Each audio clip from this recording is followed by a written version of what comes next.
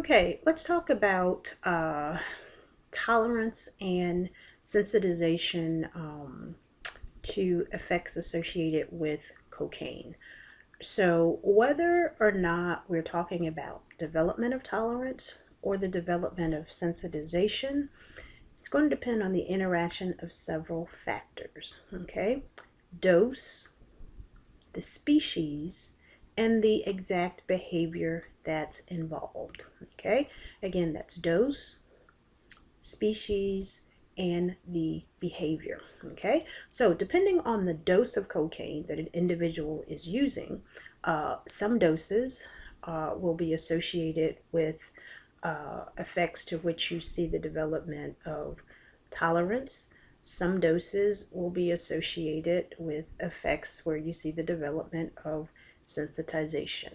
Okay, species. Okay, there are behaviors that we may see in a laboratory setting to which we see sensitization develop that we would not see those same things happening in a human that is self-administering cocaine. So, for example, you might see sensitization to locomotor activation, okay, in a mouse or rat in a laboratory setting for low to moderate doses of cocaine. But we don't see locomotor sensitization happening in a human, okay? And so there, in just what I said, we have several interaction species where you see the development of sensitization to locomotor effects in an animal model that you may not see in a human. But you're more likely to see the development of sensitization to the locomotor activating effects of cocaine, low to moderate doses of cocaine, rather than really high doses of cocaine. So there you see the interaction of dose and species. Okay, and then the third thing is the behavior involved. So just now I gave the example of locomotor activating effects. And so, of course, again, there you may see with the low dose of cocaine in an animal. Okay, you may see the development of sensitization to the locomotor activating effects. But if we were looking at some other behavior, for example, perhaps self-administration, if they have to push a lever to get it, you may not see sensitization at those high doses. So it depends on, again, the dose, the species involved, and the behavior that is being examined. Okay, so when we talk about the components of cocaine sensitization, there are two major components, and these are habituation and Pavlovian conditioning. Okay, and so stimuli and effects associated with those stimuli are going to have major impacts on the development of cocaine-related sensitization. Okay. Now, if you remember back in chapter 3, we talk about tolerance developing to the effects of a drug and not the drug itself. Same thing with sensitization, developing to an effect of a drug and not the actual drug itself. So here we want to consider the effects that we associate tolerance with versus the effects that we might associate sensitization with. Okay, so in terms of tolerance, okay, one of the things that hopefully has stood out to you in our discussion of why cocaine is described as one of the most unsatisfying drugs, that it's never as good as the first time. Okay, so one of the main things to which tolerance develops, the main effects to which tolerance develops, is the rush, the euphoria that folks get from taking cocaine. Tolerance develops to that very quickly, which is why it's never as good as the first time. Okay, so tolerance develops to the rush and those things. Okay, there are probably a few other behaviors in your textbook that are mentioned, but that is by far, the most significant when we consider cocaine use, the development of tolerance to its euphoric effects. Okay, and then when we talk about sensitization, okay, here the behaviors or the effects that tend to be increased with the repeated cocaine use are what we call stereotypies, which are repeated behaviors. And so there's a term that we use to refer to repeated behaviors that are associated with drug use, and it's called punding. Okay, and so these are behaviors that are repeated in such a pattern that they're noticeable to someone else. So it would, these are people maybe excessively tapping fingers on a table, taking things apart, putting them back together, taking them apart, putting them back together. If they're sitting next to a wall, perhaps banging their head against the wall over and over again. But these are repetitive behaviors that are,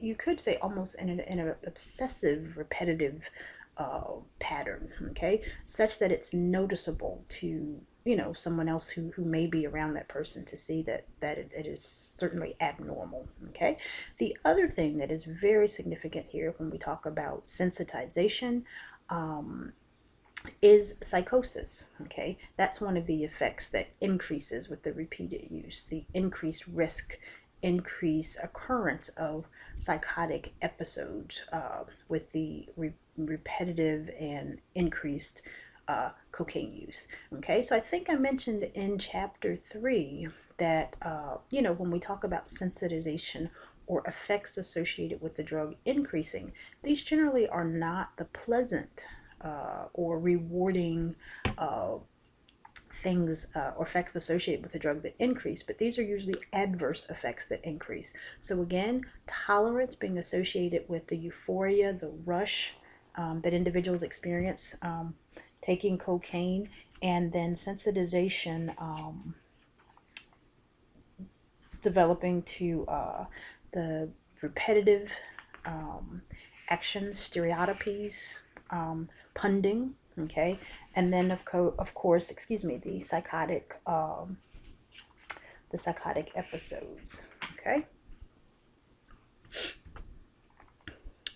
All right, so this is just a bit of repetition here to remind you that one of the major things cocaine also does is that it activates the peripheral nervous system, okay, stimulation of the fight-flight response. Remember, epinephrine, also known as adrenaline, is the major substance that's associated with this. And so when the system gets activated, that's the same as an acute stress response. Increased heart rate, increased blood pressure, increased respiration, the diversion of the blood flow away from the digestive processes to the large muscle groups. Because remember, the psychomotor stimulants are called sympathomimetics because they mimic arousal or activation of the sympathetic nervous system. Okay, so let's talk about some effects of cocaine on performance and behavior. Okay, so first we'll talk about some negative effects, some things that are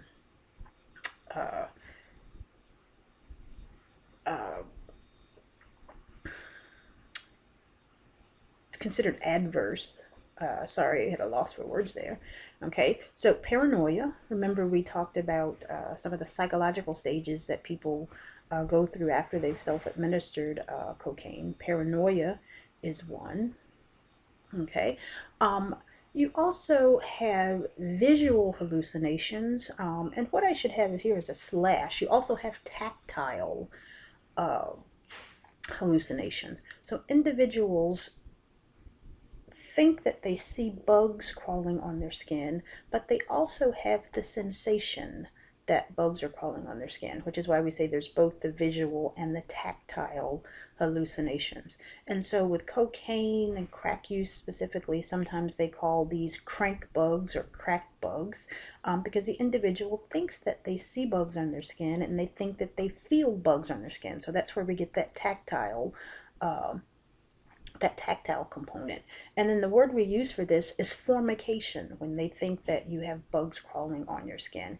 And so, common to the psychomotor stimulants, meth, so forth, sometimes people have large open sores, okay, because they will pick at these areas where they think they see bugs and where they think they feel bugs crawling on their skin. And what often happens is that those sores never heal because they'll continuously pick at the scabs. And so if you just did a quick Google for the faces of meth or crank bugs, terms like that, you may see people who have mugshots or other pictures there where they have large open sores on their arms, often on their faces, where they've continuously picked at this. In laboratory settings, animals, the way that they express this, you will have animals that will chew at their paws. So if you gave monkeys, primates, really, really large doses of cocaine, they would chew at their paws and cause self-injury. Okay. Blurred vision. I know I ignored the effect of cocaine on the pupils previously, but on that slide where we had some of the consequences of cocaine use and so forth. So obviously an effect on vision because of its effects on blood flow. Okay. Attention and concentration problems are an issue with taking cocaine. Okay, this is important to mention because later on we're going to talk about how amphetamines are useful. Okay, amphetamines and amphetamine derived drugs are useful in treating attention deficit and hyperactivity disorder. Things that, treating disorders where attention and concentration are problems. Cocaine, however, is not useful in that regard. Cocaine actually causes problems for tasks that require concentration and attention. Okay. Antisocial behavior. Part of this is due to the psychological issues that arise with cocaine use, the paranoia, okay, the schizopsychosis, okay. So you've got that risk of antisocial behaviors, okay. Just finished talking about the stereotype behaviors or the punding. Those are the repetitive behaviors again. But remember, they're repeated in patterns that are so excessive that they are noticeable to the average person. Okay? All right. Cane reaction. This is another adverse reaction associated with cocaine use. There are biphasic effects associated with the cane reaction. It almost sounds like a Pepto-Bismol commercial, okay? Because the first part of this reaction is just the initial excitement, the initial buzz, the high that individuals get, okay? That is followed by a second phase, that's severe headache, nausea, vomiting, convulsions, respiratory depression, and cardiac arrest, okay? And the thing of it is that this whole cane reaction can happen in as few as 2 minutes or a half hour. But the cane reaction can be very dangerous because cardiac issues seem to be a large problem with individuals who consume cocaine. And so even in individuals who are drug-free, they often have lingering cardiac problems that were caused by their cocaine use. Okay, because remember, this is a powerful psychomotor stimulant that is activating the fight-flight response, is increasing the workload of the heart. Remember, we talked about also the fact that you've got constriction of the vessels that are bringing blood to the heart. The heart loses its rhythmicity and stops pumping effectively. And so suffering heart attacks, cardiac infarctions is a very serious and very dangerous risk associated with cocaine use. Okay. We're not sure if this is what happened to Len Bias. Some folks don't know who he is. He was a basketball player that was on a college championship team, the Maryland Terrapins, back in about 1984, 85, somewhere in there. He was one of the top draft picks. He was drafted to the Boston Celtics. He went out to celebrate. he took cocaine and he died later that night. Okay, so uh, we don't know about the past history. We assume that because he passed all of the NCAA, previous NCAA drug screens, that this could have been his first experience with cocaine. But one of the considerations here is that probably given his resources, who he was, that he was very famous, you know, to be a college basketball player because he was very, very good, that he probably had access to some very good quality cocaine. They went out partying, they came back to the apartment. His friends saw that he wasn't doing well. I guess they thought he would sleep it off, and so it was some time before they, really realized how bad off he was and called for medical attention. And he was declared dead later that night. But he likely suffered from, this cane reaction, cardiac. Cardiac arrest as a result of the cocaine use. Okay, but look him up, Len Bias, Lenbias, and you'll see the write up there on the internet. Okay, I'm going to be very general about cocaine withdrawal.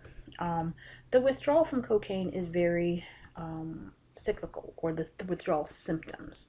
Okay, and so what I want to say here is that you go through periods where the cravings are absent to being very intense, to being exaggerated by stimuli. Okay, so it'd be very hard, to ask you questions about when was the last time a person took cocaine if they've had these symptoms or that symptoms, because symptoms disappear, reappear, disappear, reappear, and their intensity may vary. But it's a very cyclical withdrawal, ebbs and flows. So you got sleep disturbances, things like that. Those generally will level off, but the cravings and some of the other things will extend for a number of months. And so, that's pretty bad. You think you're out of the woods, but you've still got these cravings and things that are going on for some period of time. And of course, at any time, if the individual self-administers cocaine, then they will, have to start over in this withdrawal process. Okay. So why don't I stop there, and I'll come back and start with our discussion of amphetamines.